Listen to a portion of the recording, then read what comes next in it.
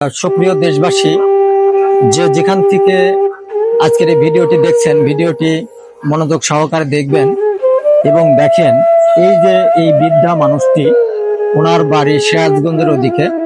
আজকে যখন আমি বাজারে এদিকে ঘুরছি, হঠাৎ করে আমার চোখে পড়ে যায়।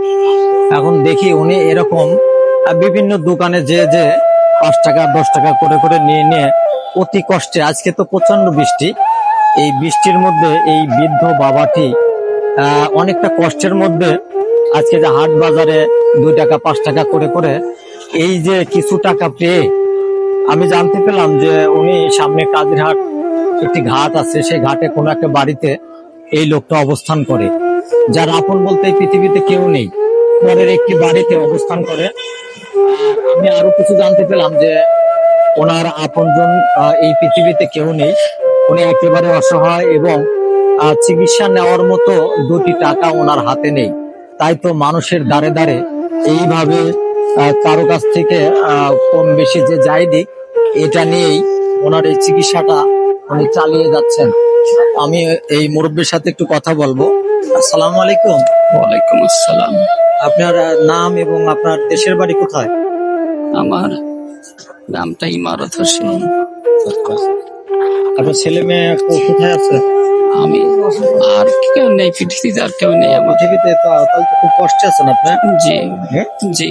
তা আপনি কি শারীরিক সমস্যা কি আপনার? আমার মাজার হাড় ক্ষয়ে গেছে, আচ্ছা, ঘাড়ের 3টা রগ ড্যামেজ হয়ে গেছে। আপনি সিরাজগঞ্জ কোথায় বাড়ি যেন? আমার বাড়িটা ঘাট না।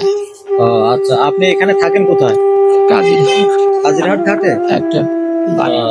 আচ্ছা আচ্ছা, যাই হোক, আপনার তো অনেক কষ্টে দিনকাল যাচ্ছে নাকি? আপনার এমনি ছেলে মেয়ে আত্মীয় স্বজন সবাই আছে? না, এখন আমি আর কারোর কোনো কিছু নাই। আমি আপনি এখন এই অসহায়। বয়সে এত কষ্ট করে চলছেন? আমার মা চিকিৎসার জন্য আপনার কি হচ্ছে? কি আমার সমস্যা? মাজার হাড় ক্ষয়ে গেছে, ঘাড়ের রগ ড্যামেজ হয়ে গেছে, 3টা রগ ড্যামেজ হয়ে আচ্ছা গেছে। আচ্ছা, এমনি যদি আপনার কেউ যদি সহযোগিতা করতে চায়, আপনি কি নেবেন? হ্যাঁ, চিকিৎসার জন্য আমার উদ্দেশ্যে বলেন।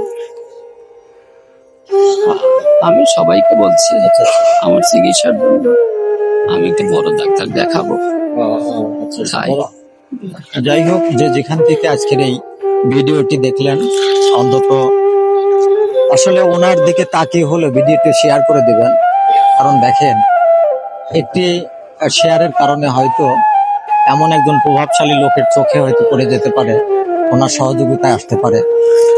আমি ওনার জন্য এটা নেন, আমার সামান্যতম ইনকাম থেকে এটা আপনার জন্য। আর আমি আপনার জন্য ওইভাবে কিছু করতে পারছি না, এটা একটু হাতে নেন।